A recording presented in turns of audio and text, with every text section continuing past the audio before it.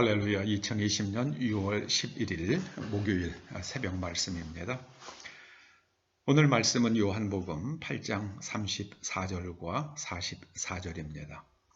예수께서 대답하시되 진실로 진실로 너희에게 이르노니 죄를 범하는 자마다 죄의 종이라. 너희는 너희 아비 마귀에게서 났으니 너희 아비의 욕심대로 너희도 행하고자 하느니라. 그는 처음부터 살인한 자요 진리가 그 속에 없으므로 진리에 서지 못하고 거짓을 말할 때마다 제 것으로 말하나니 이는 그가 거짓말쟁이요 거짓의 아비가 되었음이라. 영계에는 중립 코너가 없습니다. 하나님께 속했는가 마귀에게 속해 있는가 둘 중에 하나일 뿐입니다. 하나님께 속하지 않은 사람들, 전부 마귀에게 속한 사람들입니다. 그렇게 말하면 하나님께 속하지 않은 사람들은 상당히 기분이 나쁘겠지만 성경이 말씀하는 진리입니다. 죄를 범하면 마귀에게 소속됩니다. 일단 마귀에게 영적 주권을 넘기고 나면 그 다음서부터는 죄짓지 않을 자유가 없어집니다. 조선의 마지막 임금이라고 할 수 있는 고종이 주권을 일본에 넘겼죠. 그러고 나서 우리나라는 조선은 다시는 그 주권을 스스로의 힘으로 회복하지 못했습니다. 2차 대전이 끝나고 나서 필리핀은 배상금을 받을 권리가 있었지만은 조선은 전쟁에 참여한 바가 없기 때문에 배상금을 받지 못했습니다.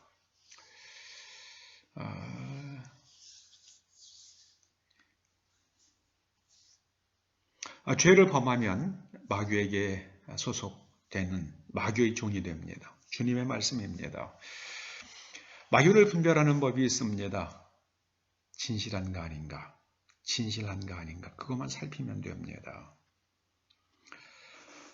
한국인이 진실을 따지는데 취약합니다. 따지려고 하질 않아요. 좀 사실을 자꾸 밝히려고 하면은 그거 뭐 그렇게 까탈스럽게 따지면서 사느냐. 대부분이 그렇게 말합니다.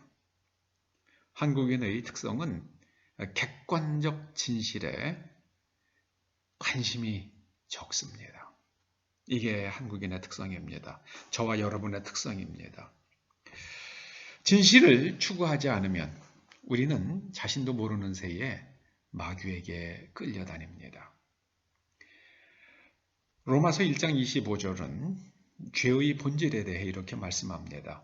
하나님의 진리를 거짓 것으로 바꾸어 피조물을 경배했다.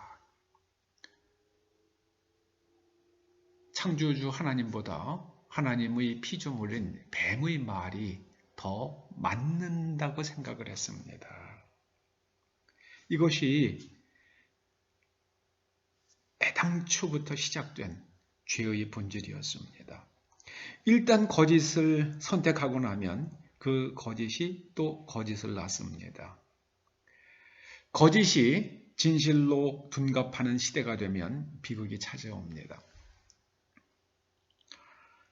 요즘 미국에서 발생한 폭력과 약탈 행위가 흑인의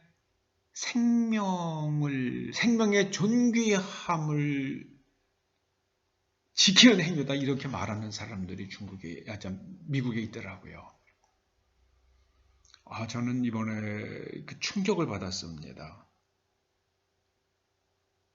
아주 비극적인 사건입니다. 이번에 그 미네소타주에 있는 백인 경찰에 의해서 죽임을 당한 그 흑인은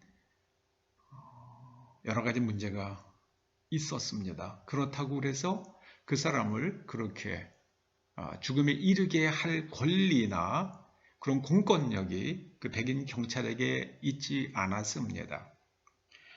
그러면 그것은 그 사람에게 그 나라, 그 주정부가 부여한 경찰권을 잘못 행사한 그 사람의 그 개인의 잘못입니다. 그런데 그것을 흑인의 생명이 중요하다. 흑인의 생명이 중요하다는 그러면서 이 폭력과 약탈을 정당화하는 것은 이건 거짓입니다. 이거는 그렇게 하면 안 되죠. 시위를 한다. 그러면 아주 정말 평화스럽게 그리고 그 전 세계를 향해서 흑인의 생명을 존중히 여기라고 그렇게 시위를 해야죠. 이것을 다른 사람의 재산을 파괴하고 또 약탈하는 행위는 이것은 흑인의 생명을 존중히 여기는 것과 아무 상관도 없는 일입니다.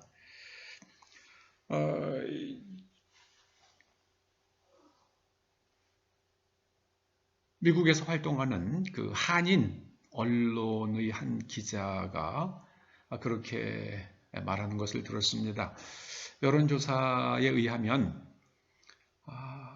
미국의 흑인들 가운데에 트럼프 대통령을 지지하는 사람들이 대략 한 20%, 30% 수준이었는데 이번에 Black Lives Matter, BLM 그 폭력과 약탈이 일어나면서 흑인들 가운데에 트럼프 대통령을 지지하는 그 비율이 10% 이상 올라갔다고 그럽니다. 그거는 흑인들 전체가 그렇게 하는 것이 아니라 일부가 그러는데 거기에 백인 정치인들이 편승을 하고 있는 것을 보면서 미국이 정말 미국의 일부 사람들은 정말 갈 때까지 갔구나 하는 생각을 하게 됐습니다. 악을 행하면 그 사람의 영에게 환난과 곤고가 찾아옵니다. 악을 행하는 사람의 영에는 환난과 곤고가 찾아옵니다. 로마서 말씀입니다. 자, 그러면 거짓에서 벗어나려면 어떻게 해야 하는가? 딱 하나입니다. 다른 길은 없습니다. 성령 받아야만 합니다. 성령 받으려고 하면 대전제가 필요합니다. 지난날의 모든 죄를 용서받아야 돼요. 하나님 앞에 지은 죄를 용서받을 수 있는 유일한 길은 예수 그리스도의 보혈의 은총 외에는 없습니다. 다른 길은 없습니다.